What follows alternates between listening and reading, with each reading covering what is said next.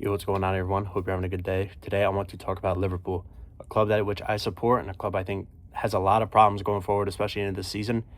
First off, I want to say I'm very excited for Iraola. I think he's a big upgrade from Slot.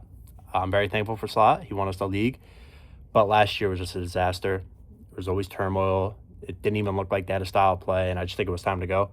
I do really appreciate him though for what he did for the club, but yeah, I'm very excited for Iraola. However, I do think Liverpool are taking their sweet time in this window, and they have a lot of holes in which they need to fix. First off, I want to say their depth is very minimal. They really have no depth in the midfield or defense. The attack, there's probably a little depth there, but it sounds like Gakpo's going to go. Ekatiké's hurt. So you're really relying on guys like Ngumoha, maybe Frimpong to come up. I guess Harvey Elliott's going to be on the team. So that leads me to the right wing spot. It sounds like they're getting Barcola, but Barcola is mainly on the left, and he's going to be basically competing with Ngumoha, or Rio, as people call him. I love the Barcola signing. I think it's great. I think they need a player like him. However, it doesn't solve the problem on the right.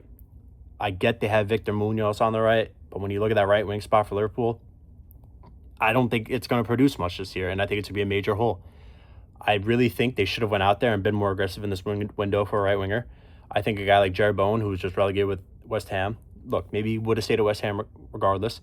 I think he would have been a huge addition to this side. I'm not saying he's great. I'm not saying he's this great player. Obviously, he's up there in age, but I think he gives you that veteran presence and a solidified role in which they could have built off of and maybe taught a younger guy in there.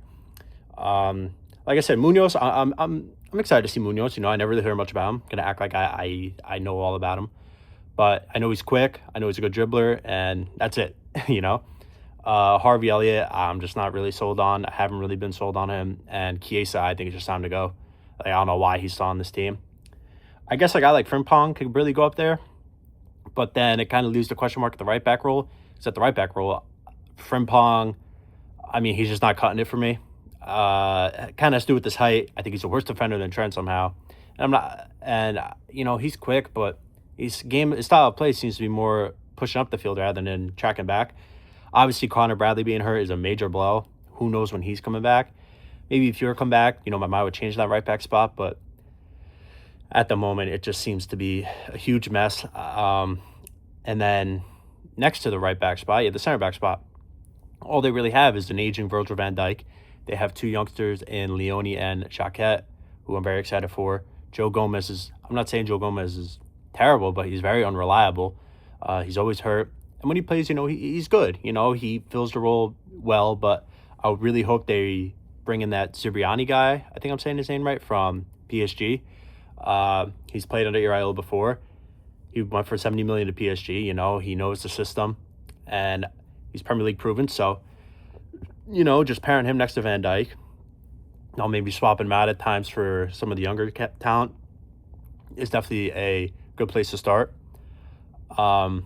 The midfield role, unless they sell McAllister, I'm not too worried. I do think they have a little bit of depth there, but if they were to sell McAllister, I think they would have to act fast.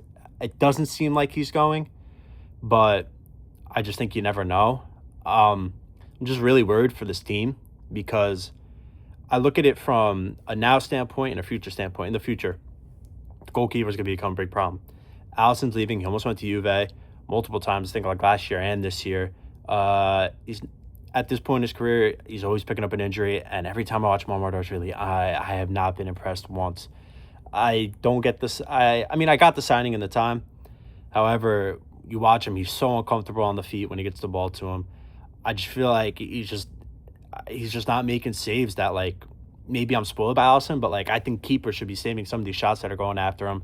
It seems like he just has no idea what to do when the ball goes up the pitch. When he's kicking out of a goal kick, he just kicks it. You know, I feel like he has no idea what to do.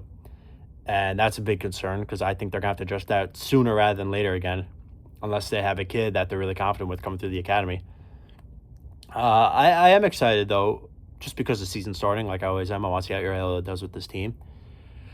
But it's just pissed me off that they're so slow in this window. I mean, I feel like it's taken... I get the World Cup has kind of postponed everything in terms of transfers, but I feel like they're taking their sweet time with this Barcola deal. Like, get it done, and then you have to attack these other spots.